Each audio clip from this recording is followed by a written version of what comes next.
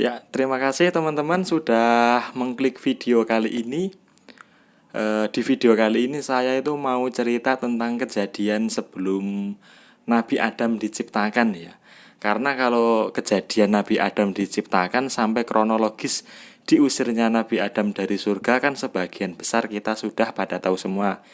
Nah, di video kali ini aku mau membahas tentang sebenarnya ada apa sih sebelum Nabi Adam diciptakan itu ada kejadian apa di langit?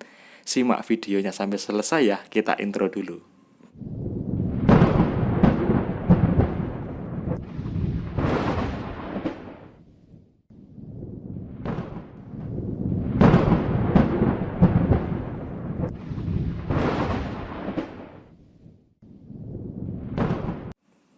Jadi itu kejadiannya begini teman-teman.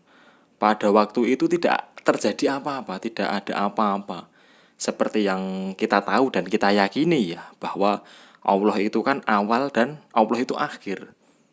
Allah itu awal artinya apa? Artinya itu sebelum Allah tidak ada makhluk lain. Jadi Allah itu tidak diperanakkan. Jadi nggak Allah itu nggak punya ayah, nggak punya ibu, itu sudah paten ya. Jadi sebelum Allah itu tidak ada, dan setelah Allah ketika kiamat semuanya dimatikan sama Allah, juga tidak ada sesuatu hal lain lagi selain Allah.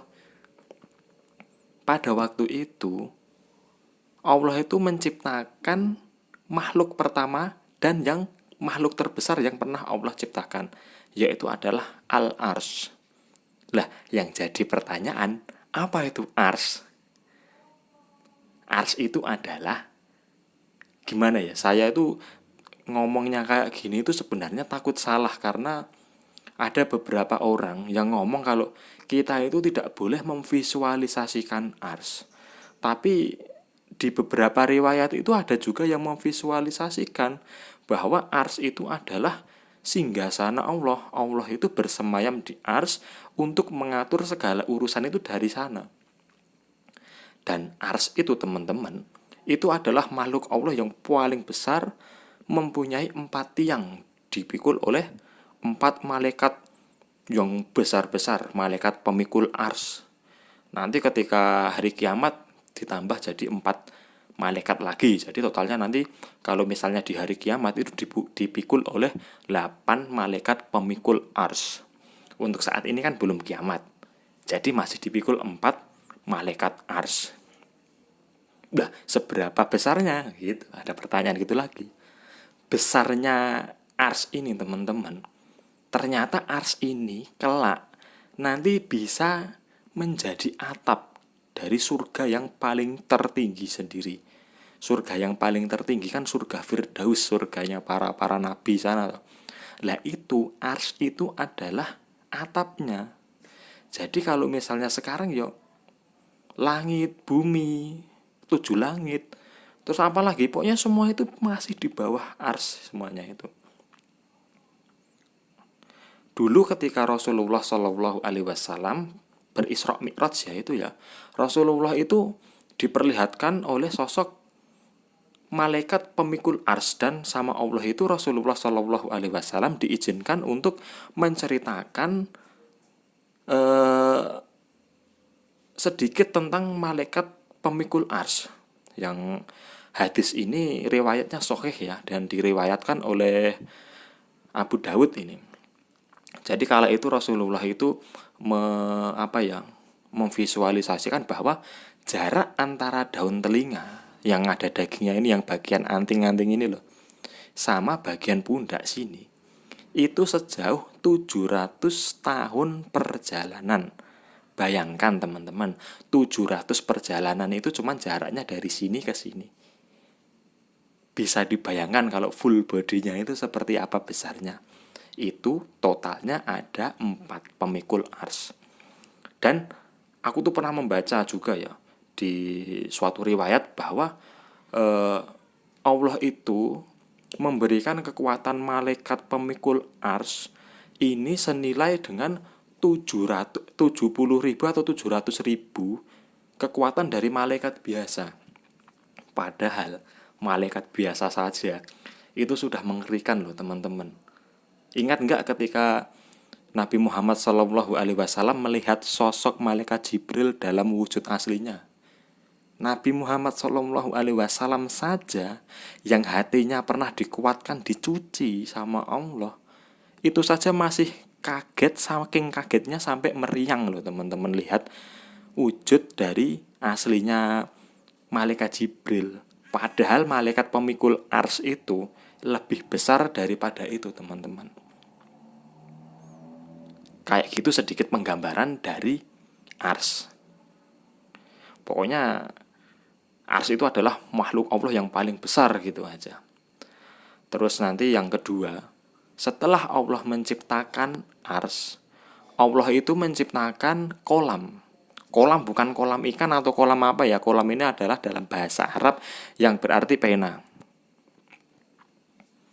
Allah itu menciptakan pena dan Allah itu berfirman kepada pena untuk menulis segala sesuatu yang akan terjadi dari hari ini sampai ditegaknya hari kiamat nanti.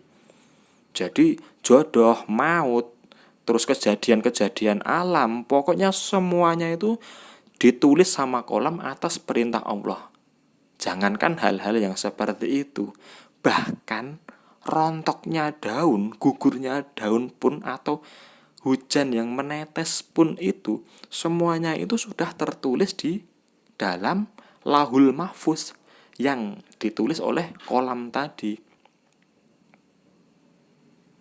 Jadi kalau misalnya kita beriman kepada hal itu, ya, termasuk kan rukun iman juga ya ini ya.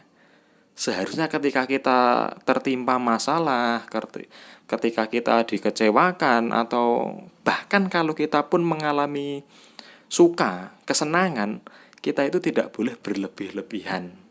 Kalau sedih ya jangan berlebih-lebihan, kalaupun senang juga jangan berlebihan-lebihan juga. Karena apa? Karena ya semuanya itu sudah ditulis, bahkan sebelum kita dilahirkan, sebelum kita diciptakan itu sudah ditulis oleh kolam tadi atas perintah Allah yang ditulis di Lauhul Mahfuz. Lah ini, kitab ini sekarang sudah ada dan dijaga oleh malaikat gitu teman-teman.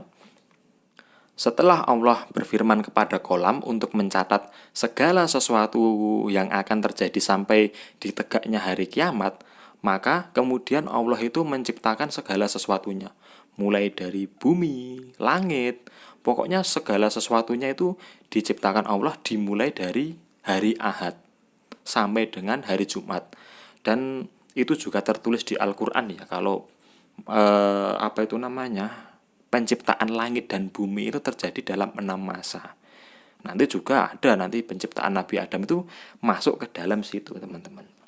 Setelah Allah menciptakan segala sesuatu itu yang dimulai dari hari Ahad tadi, maka kemudian Allah itu menciptakan malaikat. Malaikat ini diciptakan dari cahaya yang fungsinya bukan fungsi ya apa ya. Yang malaikat ini kita tahu semuanya bahwa malaikat itu juga tentara dari Allah. Karena mereka taat dan tidak bernafsu ya, tidak ada nafsu. Jadi mereka tuh nggak ada yang nyeleweng tuh dari perintah Allah, itu nggak ada. Setelah Allah menciptakan malaikat, yang ketiga adalah Allah itu menciptakan jin dari api gitu. Sebelum Nabi Adam diciptakan, ternyata tadi kan sudah saya singgung di awal, kalau misalnya penciptaan segala sesuatu kan dimulai dari hari Ahad tadi tuh. Ini ternyata bumi itu sudah diciptakan, malaikat sudah diciptakan, jin juga sudah diciptakan. Maka Allah mengisi bumi itu sebelum manusia ya, mengisi bumi itu dengan jin. Karena jin ini sudah dari sononya itu sifatnya sudah kurang baik, di bumi itu terjadi peperangan, malah bumi itu malah rusak gitu loh. Sama-sama jin saling bunuh, terjadi peperangan, saling merusak pokoknya. Melihat kejadian kayak gitu Allah itu kurang berkenan. Hingga akhirnya Allah itu memilih di antara sekian banyak jin itu dipilih yang paling soleh. Namanya Azazil. Maaf ya teman-teman, tadi sedikit terjadi gangguan. Saya lanjutkan lagi, kita kita ulang lagi ya dari ketika apa itu namanya Azazil dipilih oleh Allah. Azazil ini adalah jin yang paling soleh ya, ini yang paling dianggap paling taat sendiri daripada kawanan jin yang menghuni bumi itu, yang berbuat kerusakan itu tadi. Nah, ini tugasnya ini nanti adalah jin ini, Azazil ini ditugaskan untuk menertibkan jin-jin yang berlaku membuat kerusakan-kerusakan di bumi ini, ditertibkan nanti sama Azazil, dan tentu saja dibantu oleh para malaikat ya. Setelah tugasnya selesai, jin ini, Azazil ini diangkat oleh Allah dan dimuliakan oleh Allah, kemudian diberi tugas untuk menjaga surga sana. Yang jin sama malaikat itu hidup bersama waktu itu ya, yang Azazil ya, bukan jin yang ada di bumi. Karena jin yang ada di bumi itu yang tersisa sekarang sudah yang gimana, yang mudah diatur, yang tidak berbuat kerusakan di muka bumi ini lagi. Setelah itu, setelah kejadian semuanya itu, Allah Subhanahu wa taala itu menciptakan Nabi Adam, teman-teman, menggunakan tangan Allah sendiri. Untuk pembahasan kali ini, janganlah kita apa ya, memvisualisasikan gimana ya, mosok Allah menciptakan menggunakan tangan sendiri. Kita tidak boleh membayangkan ya, membayangkan tangan Allah itu seperti apa, karena itu berdosa, teman-teman. Pokoknya Allah itu menciptakan Nabi Adam dari tanah, dan diciptakannya itu menggunakan tangan Allah sendiri. Pada waktu pengambilan tanah, Nabi Adam itu diciptakan dari berbagai jenis tanah. Ada yang tanah berwarna merah, ada yang berwarna kuning, ada yang berwarna coklat, ada yang bertekstur keras, lembek, dan itu semua akan menjadi cikal bakal anak dari keturunan Bani Adam sampai hari ini. Kan sifat manusia itu ada yang lembek, ada yang keras, ada yang mudah tersinggung. Itu semua sudah dari sononya seperti itu. Dan seperti yang kita tahu ya, bahwa manusia itu kan banyak sekali jenisnya juga ya. Ada yang berkulit hitam, berkulit kuning, berkulit sawo matang seperti orang-orang kita ini.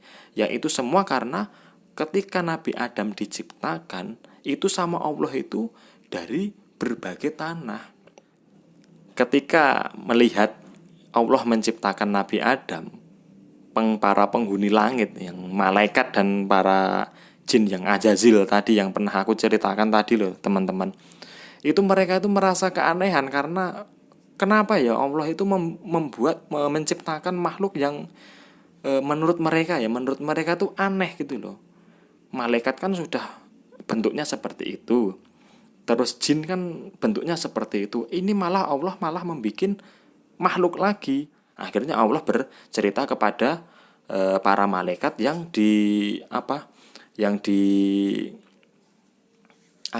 di Al-Quran, bahwa Allah itu akan menciptakan makhluk yang kelak tujuannya diciptakannya itu adalah menjadi khalifah di muka bumi. Langsung malaikat menjawab, karena malaikat kan dulu pernah mempunyai pengalaman dengan makhluk-makhluk yang membuat kerusakan di bumi. Apakah engkau akan menciptakan makhluk yang kelak akan menumpahkan darah, membuat kerusakan di bumi ini ya Allah? Lalu Allah menjawab, aku tahu sesuatu yang engkau tidak tahu. Gitu.